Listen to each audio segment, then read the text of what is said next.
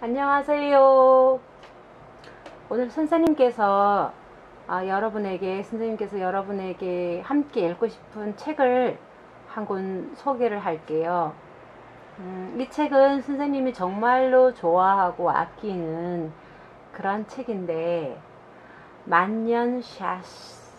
선생님이 경상도 사람이다 보니까 이 샤스가 발음이 좀 어려워요. 만년샤스 어때요? 이 책의 저자는 여러분이 너무나 잘 알고 있는 방정환 선생님이세요. 방정환 선생님은 우리 일제강점기 시대인 1899년도에 서울에서 태어나셨고 1931년도에 돌아가신 분으로 어린이라는 말을 처음으로 사용하면서 이제 여러분 같은 어린이들의 인격을 존중하고 사랑하자라는 그런 걸 주장한 그런 분이시고요. 그리고 5월 5일 어린이날이잖아요. 이 어린이날을 만드신 분이기도 해요. 그리고 이 글 만년샤스는 이 방정환 선생님이 만드신 잡지가 있어요. 그 제목이 어린이라는 잡지인데 1927년도에 그 잡지, 어린이 잡지 책에 발표한 방정환 선생님의 단편 소설이기도 합니다. 우리 방정환 선생님에 대해서는 우리가 5월은 푸르구나, 우리들은 잘 안다. 어린이날에 대한 이것은 너무나 잘 알고 있었지만 우리 방정환 선생님의 이 이야기도 오늘 한번 보면서 방정환 선생님은 오늘 우리에게 어떤 생각을 갖고 있었고 우리에게 무엇을 말해주고 싶어 하는지, 그분의 뜻은, 생각은 어떤지 우리 함께 이 책을 통해서 보면서 한번 엿볼 수 있었으면 좋겠습니다. 만년샤스, 글 방정환, 그림 김세현, 길벗 어린이 출판사입니다. 표지 그림을 보게 되면 지금 이 문을 보니 교실 문이죠. 교실 문을 드르륵 열고 들어오는 한 소년이 보여요. 근데 그 소년의 얼굴에는 웃음기 가득합니다. 해맑은, 아주 밝은 표정으로 지금 교실 문을 열고 들어오는데, 이 아이가 누구인지 또 어떤 내용을 담고 있는지 한번 책 속에서 살펴보도록 하겠습니다.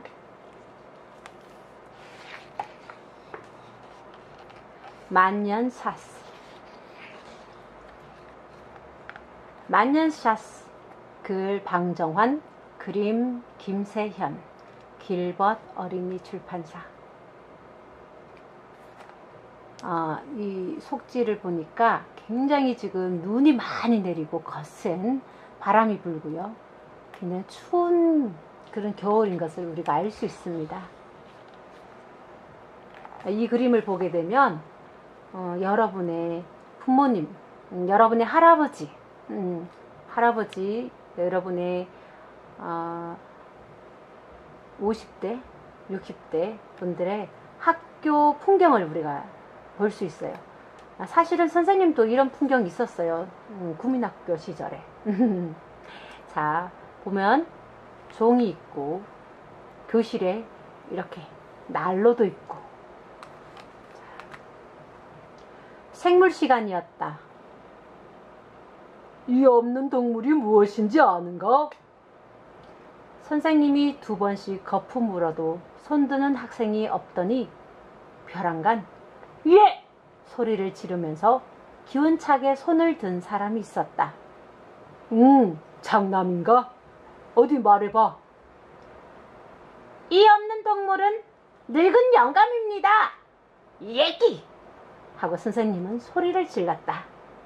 온 반 학생이 깔깔거리고 웃어도 창남이는 태평으로 자리에 앉았다. 도덕 시간이었다. 성냥 한 깨비에 불을 잘못하여 한 동네 30녀집이 불에 타버렸으니 성냥 단 한 갭이라도 무섭게 알고 주의해야 하느니라 하고 열심으로 설명해 준 선생님이 제 교실 문 밖도 나가기 전에 한 방울씩 떨어지는 빗물이 모이고 모여 큰 홍수가 나는 것이니 누구든지 콧물 한 방울이라도 무섭게 알고 주위에 흘려야 하느니라 하고 크게 소리친 학생이 있었다. 선생님은 그것을 듣고 터져나오는 웃음을 억지로 참으면서 돌아서서 그게 누구야? 아마 창남이가 또 그랬지? 하고 억지로 눈을 크게 떴다. 모든 학생들은 낄낄거리고 웃다가 조용해졌다. 예, 선생님이 아직 계신 줄 알고 선생님이 안 계신 줄 알고 제가 그랬습니다. 이 다음엔 안 그러지요. 하고 병정같이 벌떡 일어서서 말하는 것은 창남이었다. 억지로 골랜 얼굴을 지은 선생님은 기어이 다시 웃고 말았다. 그리고 아무 말 없이 빙그레 웃고는 그냥 나가버렸다. 학생들은 일시에 손뼉을 치면서 웃어댔다.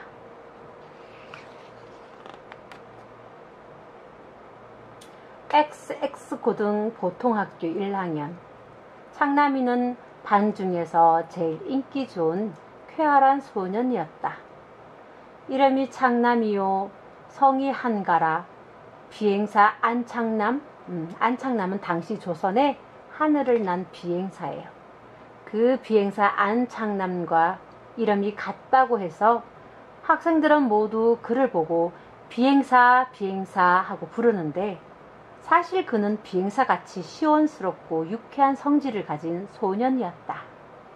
우리가 여기까지만 읽어봐도 여기 한창남이가 주인공인 거는 알아볼 수 있겠지요.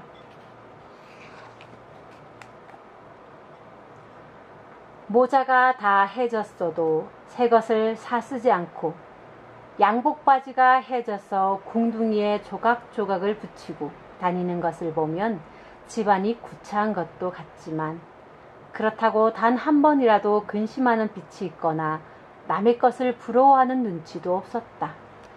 모자가 헤어지고 양복 바지도 헤어지고 그리고 구차하다, 집안이 구차하다, 이것은 다 떨어지고 떨어졌다, 그리고 집안이 가난한 것 같다, 이런 말이에요.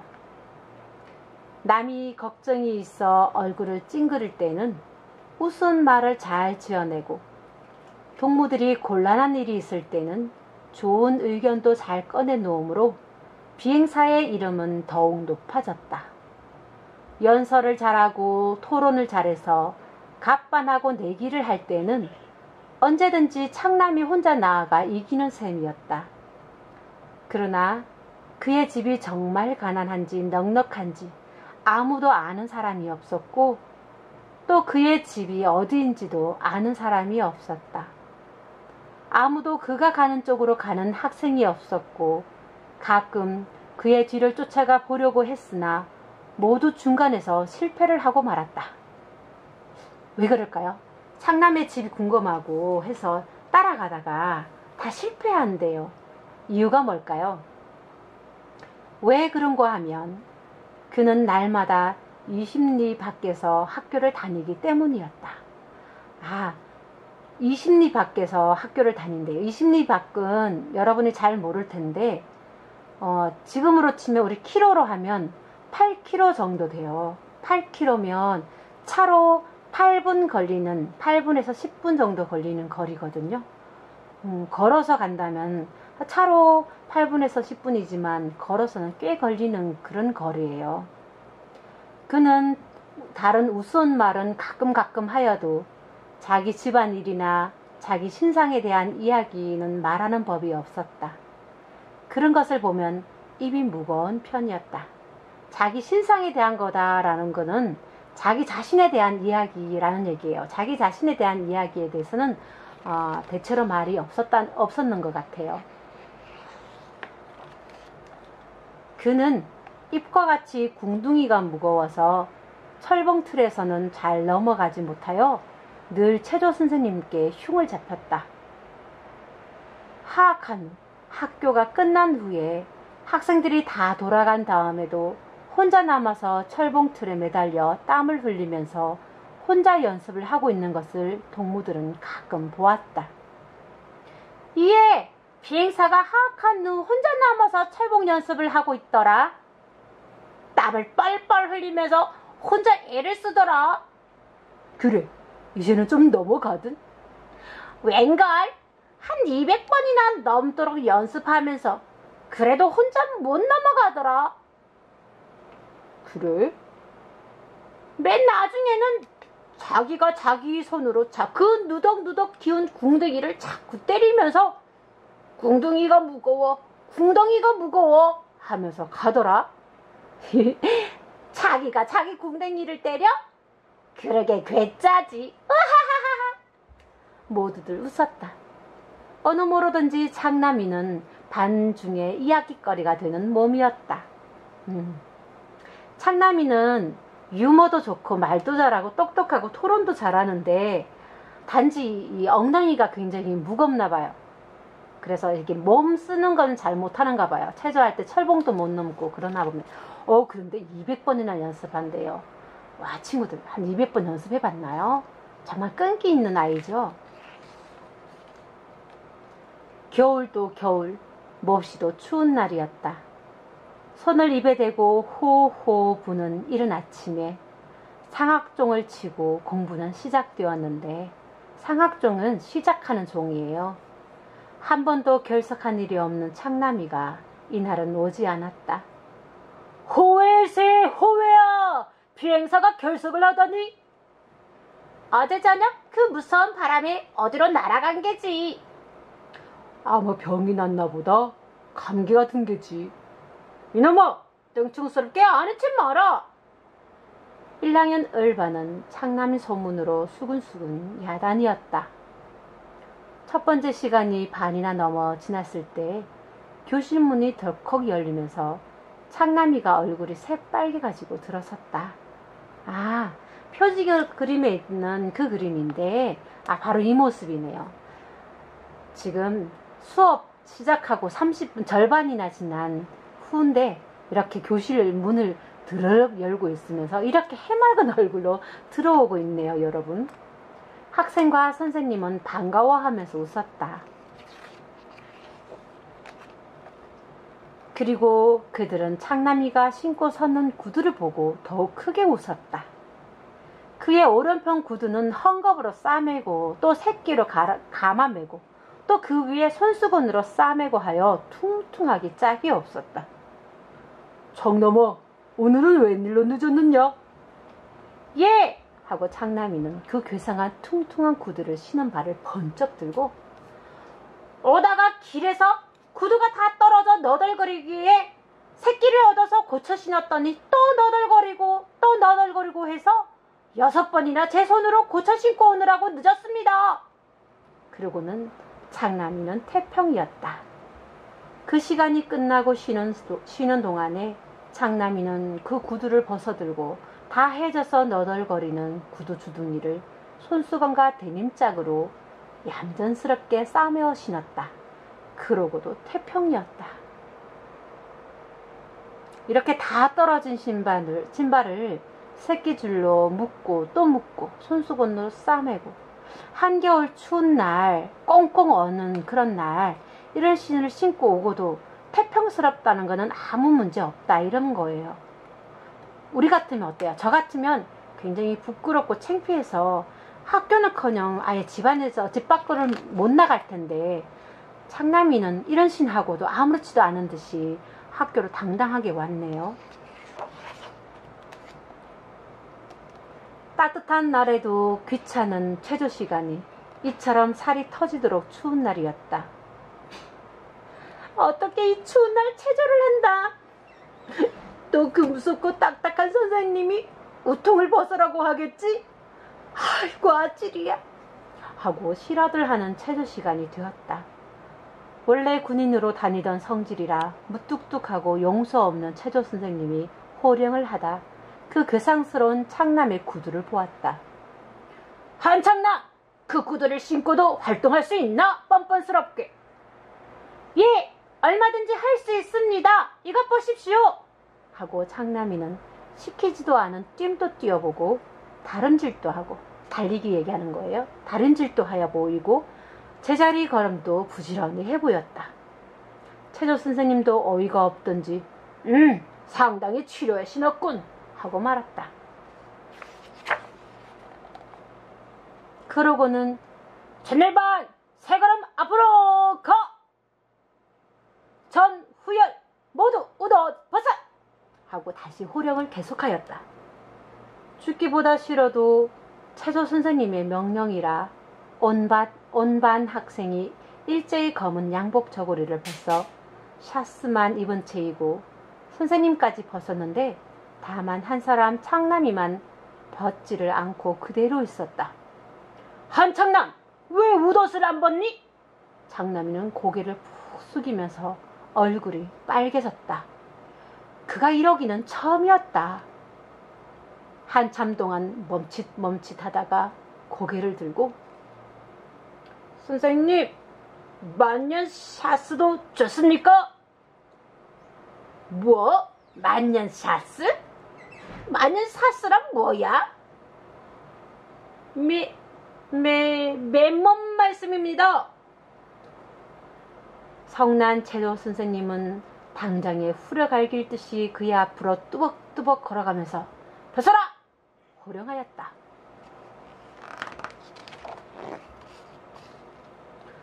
창남이는 양복 저고리를 벗었다. 그는 샤스도 적삼도 안 입은 벌구순이 맨몸이었다. 적삼은 여름에 입는 그 한복이거든요. 그것도 안 입은 벌구순이 맨몸이었어요. 선생님은 깜짝 놀라고 학생들은 깔깔 웃었다. 한창남! 왜 샤스를 안 입었니? 없어서 못 입었습니다. 그때 선생님의 무섭던 눈에 눈물이 돌았다. 그리고 학생들의 웃음도 갑자기 없어졌다. 가난, 고생. 창남의 집은 그토록 몹시 구차하였던가 모두 생각하였다. 한창남, 정말 샤스가 없니? 눈물을 씻고 다정히 묻는 소리에 오늘하고 내일만 없습니다. 모레는 인천서 형님이 올라와서 사줍니다. 그럼 웃옷을 다시 입어라.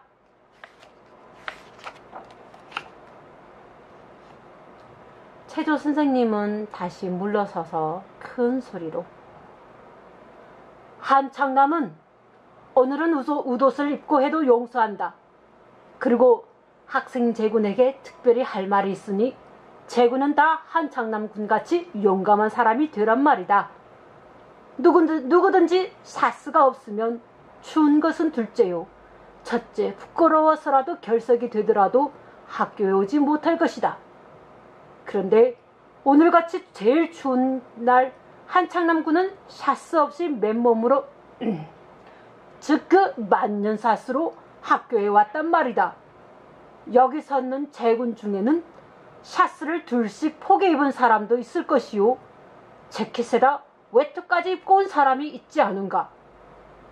물론 맨몸으로 나오는 것이 예의는 아니야. 그러나 그 용기와 의기가 좋단 말이다. 한창남군의 의기는 1등이다. 제군도 다 그 의기를 배우란 말이다. 만년사스. 비행사란 말이 없어지고 그날부터 만년사스란 말이 온 학교에 퍼져서 만년사스라고만 부르게 되었다. 바로 최조 선생님이 창남이에 대해서 이야기를 하면서 창남이의 이 용기와 의기가 좋다. 여러분도 그 용기, 그 의지 배우라 라고 얘기하는 것이 바로 오늘 이 이야기의 핵심인 것 같아요. 우리 방정환 선생님께서 이 어렵고 나라를 빼앗기고 국토와 모든 이 권리를 다 빼앗긴 그런 상태지만 그럼에도 불구하고 우리 국민들에게 용기를 잃지 말라고 말하는 방정환 선생님의 마음이 이 이야기 속에서 들어있다고 볼 수 있어요. 그 다음날 만년사스